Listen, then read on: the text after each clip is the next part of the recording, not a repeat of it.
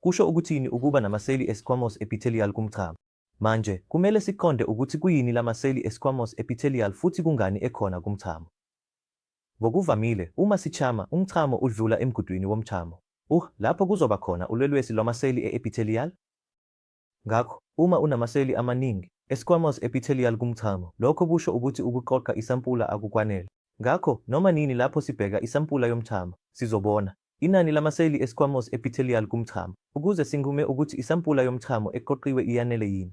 Ngakho-ke, noma nini lapho unikeza isampula yomchamo, njalo kungcono ukunikeza isampula eliphakathi nendawo. Ngakho-ke, usho ukuthini ngesampula emaphakathi? Ngokuvamile, geza indawo lapho uphonsa khona umchamo ngamanzi, hhayi insipho, amanzi nje alula, bese ulahla imizuzwana emibili kuya kwemithathu yokuqala yomchamo bese uqala ukuqoqa isampula yomchamo. Lokhu kubizwa ngokuthi isampula ye-midstream.